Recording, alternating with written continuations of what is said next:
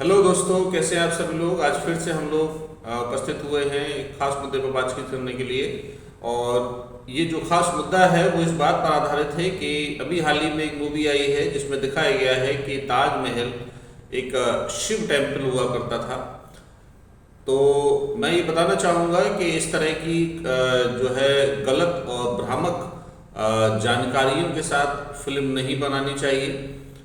क्योंकि ताजमहल जो है जब बनाया गया था तो ताजमहल जिस जगह पर बनाया गया था वहाँ इस तरह की कोई जगह नहीं मौजूद थी। वो एक प्लेन एरिया था, जंगली इलाका था, यमुना का किनारा था। और उसको लेके इस तरह की बातें भी कही जाती हैं कि उस पर जो राजस्थान की जो मुख्यमंत्री उप मुख्यमंत्री हैं दिया कुमारी जी, उनके द्वारा भी ये कहा जाता है कि उनकी ज़मीन पर वो जगह बनी हुई है। तो ये भी सब एक भ्रामक है।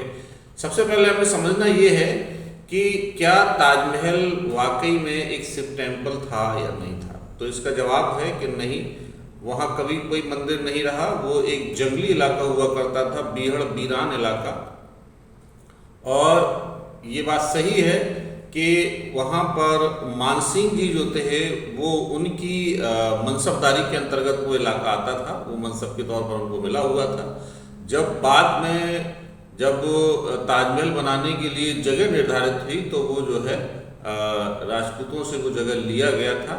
लेकिन वहाँ इस तरह की कभी कोई जगह ऐसी मौजूद नहीं थी, दूर दूर तक नहीं थी। वहाँ पर वो जंगली इलाका था, यमुना का किनारा था।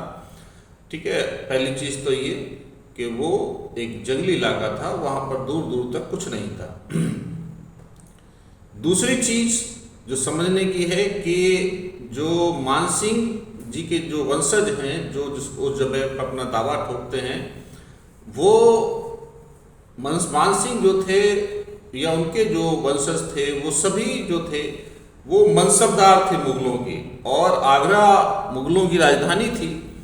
तो मनसबदार यानी कि एक तरह का सिविल सर्वेंट। तो वो जो सिविल सर्वेंट है अगर कहीं पे पदस्थापित रहता है तो वो जगह जहाँ वो रहता है वो उसकी नहीं हो जाती है, वो सरकारी होती है ना। वो जिसकी है वो उसकी जगह मानी जाती है। तो वो जगह उनकी बेसिकली नहीं थी। खैर, ये चीज़।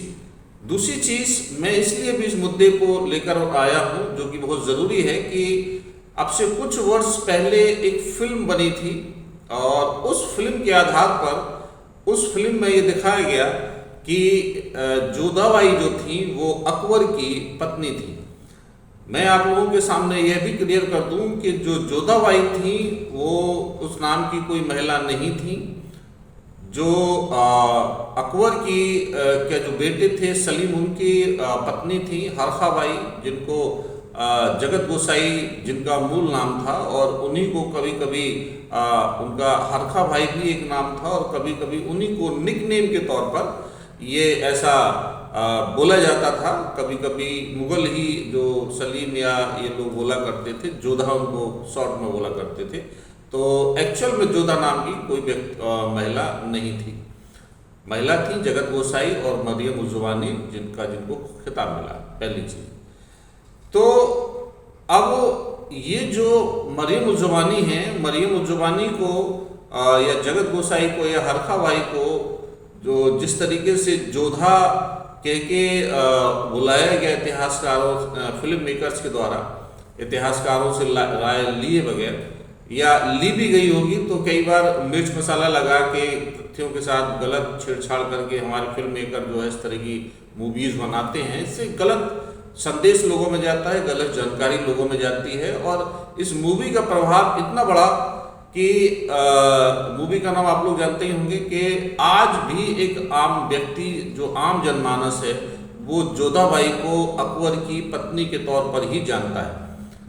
ये जो गलत इन्फॉर्मेशंस हैं ये लोगों के द्वारा जो फैलाई जाती हैं, फिल्म मेकर्स के द्वारा जो गलत तथ्यों को आधार बनाकर मूवीज़ बनाकर और ये लोगों के सामने लाया जाता है, ये कतई भी सही नहीं है। इतिहास के साथ छेड़छाड़ है।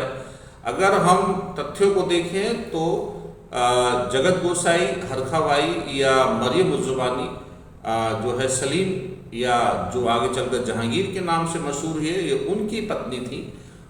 जिन्होंने बाद में सुसाइड भी कर लिया था सलीम की अत्यधिक शराब पीने की आदत की वजह से। और इन्हीं को कभी कभार यही लोग जोधा कहा करते थे, लेकिन एक्चुअल में वो मरियम उज़्ज़मानी थी, जगत गोसाई थी, हरकाबाई थी।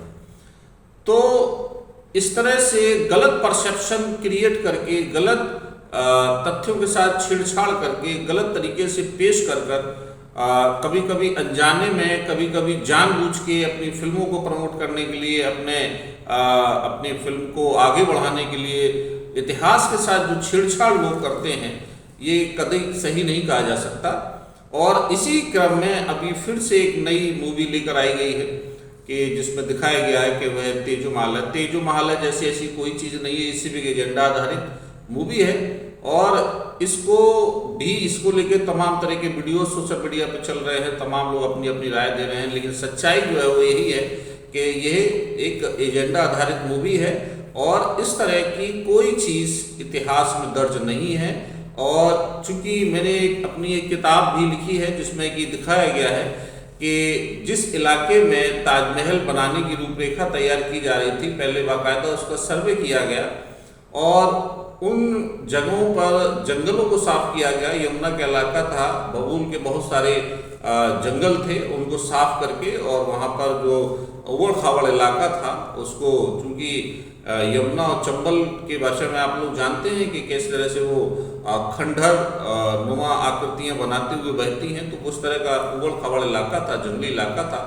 और उस जगह को चुना गया, प्लेन किया गया और वहाँ पर ताजमहल की फाउंडेशन रखी गई। तो अगर इस तरह की मूवीज़ को आम लोगों तक पहुंचाया जाएगा तो ठीक वैसे ही एक गलत संदेश लोगों में जाएगा, गलत जानकारी लोगों में जाएगी। जैसे कि आज भी एक आम व्यक्ति जो है उसी तरीके से इसको लेता है कि किस तरीके से जो जोधाबाई थी वो अकबर की पत्नी थी, जबकि ये तथ्य इतिहास में पूरी तरीके से नकार दिया जाता है कि ये जोधाबाई नाम की कोई महिला ही नहीं थी, वो जगत गोसाई थी, हरकाबाई थी, मरियम उज़्ज़मानी थी। तो इस तरह की चीज़ें नहीं बननी चाहिए, इसका ख्याल रखना चाहिए, इतिहास के साथ छेड़छाड़ नहीं करना चाहिए। हमें प्रयास करना चाहिए कि हम अच्छी जानकारियाँ, अच्छी मूवीज़, ऐसी मूवीज़ जो समाज को एकजुटता की ओर ले जाए, एक अगली जनरेशन को इंस्पायर कर सके, उनको सही जानकारी दे सकें, इस तरह की मूवीज़ बनाई जानी चाहिए।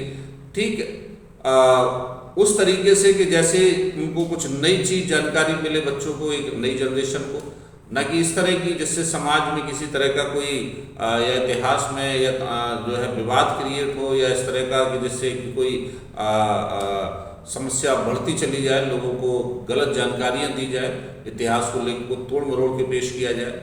चीज़ें तो जैसी हैं वैसी ही रहेंगी और उनको वैसे ही रहना भी चाहिए। और सच्चाई को बाहर लाना हमारा काम है, हम लोगों का जो भी बौद्धिक वर्ग है उसका काम है।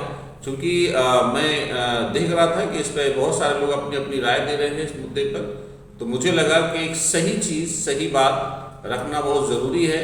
क्योंकि जिस तरीके से एक के बाद एक एजेंडा आधारित मूवियाँ चल रही हैं और जिनका कोई तथ्य नहीं होता दूर दूर तक, जिनमें कोई सच्चाई नहीं होती, इस तरह की मूवी से एक बड़े वर्ग को मानसिक रूप से दूषित किया जाता है, उनको पदभ्रष्ट किया जाता है। ये नहीं होना चाहिए समाज में। तो जो पढ़ा लिखा वर्ग है, बौद्धिक वर्ग है, उसको इन सब चीज़ों के लिए आगे आना चाहिए, विरोध करना चाहिए। और इन फिल्म मेकर्स को भी मेरी राय है कि इस तरह की मूवीज़ न बनाएं जिसमें कोई तथ्य ना हो, जिसमें कोई सच्चाई ना हो, जिसमें कोई सच्चाई का तत्व मौजूद ना हो। वो चीज़ें पेश करें जो थी, जो सच्चाई थी। तो बस यही था मेरा कहना कि इतिहास में कहीं ऐसा कोई दर्ज नहीं है, कहीं भी किसी भी तरीके से इतिहास के इतर जाके भी इस तरह की कोई चीज़ नहीं मिलती है, दूर दूर तक नहीं मिलती हैं। तो फिल्म मेकर्स को मेरी ये राय है कि इस तरह की मूवीज़ ना बनाएं और वो मूवी बनाएं जिससे लोगों को सही जानकारी हो, बच्चे इंस्पायर हो सकें, लोगों को सही एक उनके अंदर इतिहास की समझ विकसित हो सके, इतिहास को समझ सकें। बस मेरा यही कहना है। बाकी आगे फिर हम लोग एक नई वीडियोज़ के साथ, एक नई जानकारी के साथ आप लोग समझ उपस्थित होंगे। तब तक के लिए नमस्कार, जय हिंद।